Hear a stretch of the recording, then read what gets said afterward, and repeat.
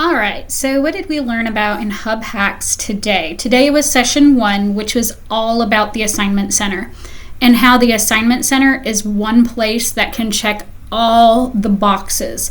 So when we talk about as teachers how we have to post something here and we have to post it there and then maybe we're also going to post it in another place, it can become overwhelming. So if we focus in just on the Assignment Center, and when you create assignments, you are already going ahead and you're using your title, you're adding in your description. But if you also start adding in the links to all of the slide presentations, to the guided notes, to worksheets, study guides, vocab lists, even the Waygrounds or the Kahoots that you do, if you focus your attention on making those assignments, which you have to do anyway each week, if you make them as robust as possible, then with an easy click of the button, those will go into your topics page and cover all the requirements of having all of the links in one place. And so this means on, Saturday, whenever you're gearing up for the week ahead and you're doing your assignment center, you're going to do your assignments, you're going to add in all of the links, everything relevant to that assignment, to that unit. And then you're going to go ahead and go to the topic for that unit and just click to add those assignments. And then everything is there. You don't have to relink. So if you are using Google Classroom, yes, you do have some double work and that you would have to then go ahead and post it to Google Classroom as well. But this is going to help expedite the dynamic of getting things into topics and getting things organized in the hub for students. So now you won't have enrichment teachers emailing, especially for the science and social studies and Bible people. You won't have them emailing of, oh, hey, where can I find this worksheet? Hey, where can I find this study guide? Where can I find the slide presentation or the notes for this, that, and the next thing? Okay, you won't have those emails from parents, from students, because everything that you put into the assignment will go into the topics page. And so real quick, I'm going to hop over to basket weaving to show you what this is going to look like. So language arts is always going to look a little bit different because they're going to be novel based. They're going to have a grammar topic. They're going to have a vocabulary topic. But this is kind of set up for the more traditional chapter 1, chapter 2, or unit 1, unit 2 forms of study. So as a student, I can go into unit 1. And when I click into unit 1, I don't have to have the teacher linking everything over here to the side, because if they've done their topics, or if they've done their assignments rather robustly, I click into it and I have all of those links right there. So again, as a teacher, I make this one assignment, it's pulled into the topics, and I'm going to show you how to do that in a minute, and now everything is there. So if I'm studying for a quiz or I'm studying for a test within Unit 1, I can see all the assignments. I can click into them. I can see the worksheets that were related to it. I could see the Nearpods, the Pear Decks, the Waygrounds, the Kahoots, everything that I would need here, slide presentation and guided notes. Everything is there because as a teacher, I only focused in on making sure my assignment center was robust. The rest just happens very seamlessly. So let me show you how that works, because I set it up for Unit 1. So let me go into Edit Unit 2. So I'm going to go and edit this particular topic.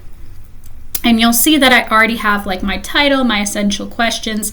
I have a couple of links that were more videos on how to do certain things. But what we really haven't dug into deeply, except for new teachers over the past couple of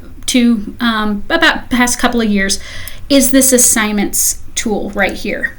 When I move assignments over here, it says, hey, out of all the assignments that you've created, which ones relate to Unit 2? So I'm going to say these top 4 relate to Unit 2. It now goes ahead and puts those assignments right there on that topic page. So now as a student, if I need to study, or as an enrichment teacher, if I need to help formulate some practices during connection time, I can see everything that relates to that unit right here and access all those extra materials that the teacher has linked within the actual assignment. So this is something that needs to be done probably weekly. And I'm going to show you some examples of ways that teachers are using it. But again, you are already working in your assignment center every week, preparing for the week ahead. So really make those assignments robust. Then, once you've done your assignments, you come into your topic, which for most of you are shared across all of the sections that you teach. You're going to click the pencil. The first time you will need to click and drag assessments in, but then week to week you just click this pencil and okay, I've added a quiz for this upcoming week and these 3 assignments also relate to Unit 2. I hit save. Now I've added those to my list of assignments. And so now students can see, parents can see, co-teachers, enrichment can see all things related to this unit. And as a teacher, you've only had to focus in on doing your assignment in the assignment center robustly, which again, you have to do every week. So let's maximize this so we don't have to post things in multiple locations. All right, I'm going to show you some teachers that have already been using this hack. Again, we've really focused in on this for the past couple of years with new teachers, and so I have some great examples from some newbies this year, and then we have some returning teachers doing it. So one example is Mary Walsh, and she was doing her skin unit. I'm not even going to try and say that word. But she has her entire topic with diagrams, everything that students might need to know. But she's also put in the key assignments. And notice I said key. This is not every single assignment, but she has picked those key assignments where students might need to be able to go in and look at materials to prepare for a quiz or a test. And so that's all built into her topics page that she has. And so she has various topics already. And she's done that for each of her units. All right, the next person would be Stacy Worthington.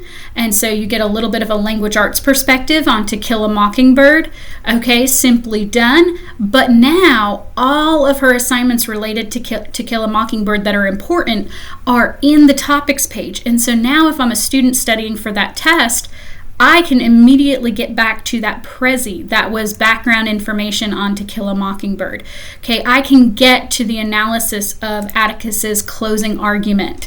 Okay, I can get to all of those resources and they don't have to necessarily be linked right here. Now, she does have a vocab practice linked. That could be within an assignment. Okay, save yourself one step. All right, let's look at another one here, Frederica. So Frederica for Module 1, this is an entire unit.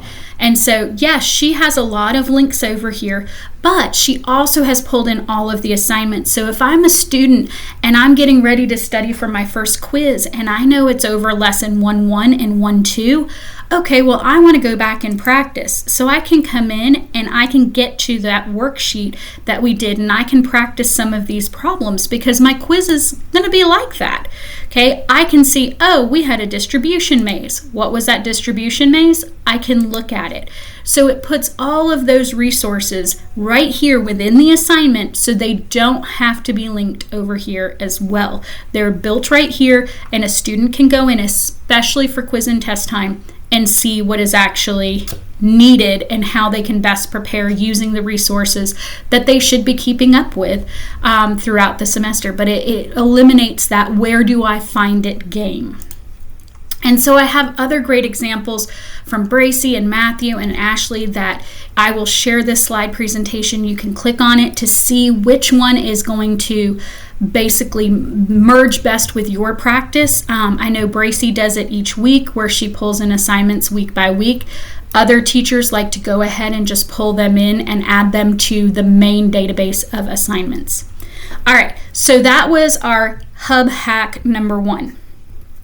The second hub hack is a lot of people have said, oh, well, I really like that with like a Google Classroom, I can put in a link and it will make a copy for the students. And they've also wondered, oh, how does Teachers Pay Teachers do that? When I buy something on Teachers Pay Teachers, it forces me to make a copy. you can do that too. When you are building out your assignments and you have a link that you want students to have a copy of because maybe it's an interactive slide presentation and they're going to have to add content to it, or maybe it's slotted notes, that type of thing, all you have to do is when you copy and paste, when you copy and paste this URL into the hub, into the assignment area, you're going to change the ending of that link. So you still copy and paste that share link, but you take out everything from edit on. You pretty much leave that last little slash and you change it to the word copy. So now this was a presentation I had, and I actually think it's for anatomy or biology.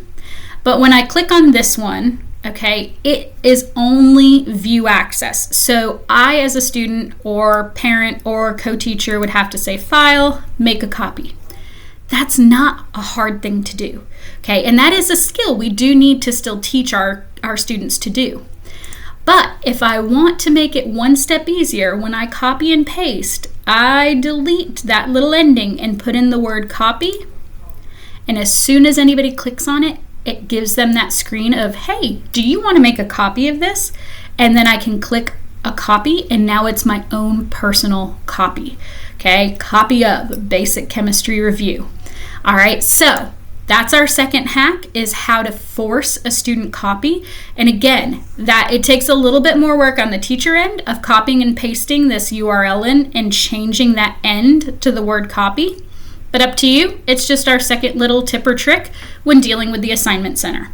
So I hope this has been helpful for you. And next week, we're going to be talking about easy grading and reusable rubrics. So if you, even as a department, want to have a rubric on how to grade labs or how to grade writing samples, research papers, projects, we can go ahead and create rubrics. They can be shared. And if you create a rubric, you can grade it right there on the hub. So that is next week's session, and I hope you'll join us.